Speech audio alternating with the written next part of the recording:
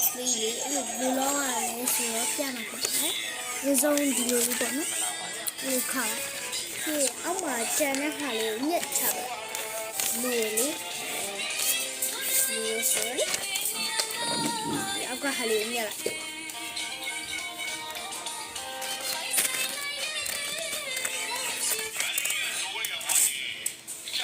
ဘယ်စားဖြစ်ဖြစ်ရနော်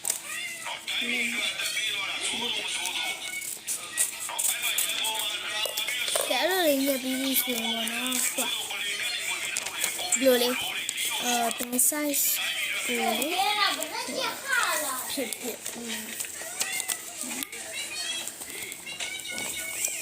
ဘယ် size ဖြစ်ဖြစ်နော်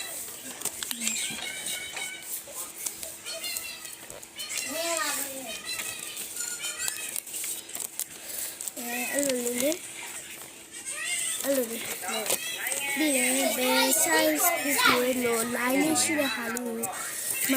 မလိုင်းလေးရှိရဆိုတော့အဲ့ဒါလေးဒီလိုလေးချိုးလိုက်ဘယ် size ဘယ် corner ပြ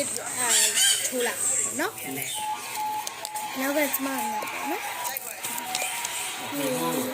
အဲ့လိုချိုးရမယ်ချိုးပြီးဆိုရင်လိုလေးရပါတယ်အဲ့လိုလေးရပါဆိုရင်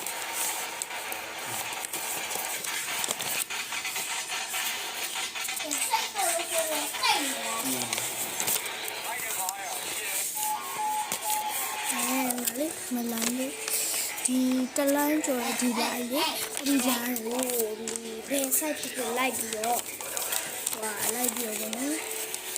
ခေါက်နော်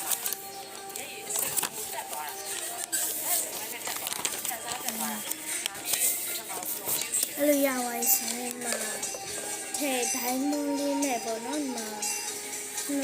နှစ်ခုလောက်နဲ့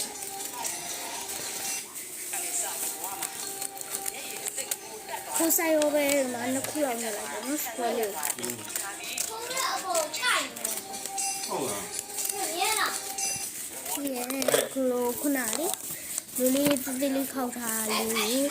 လိုလေးပြန်လို့ရတယ်ကိုဆိုင်ရောအဲ့လိုလေးလေပြန်လို့ပြင်မှာ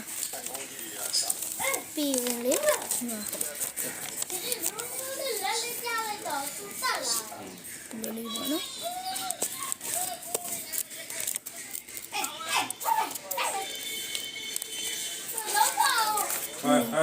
အဲ့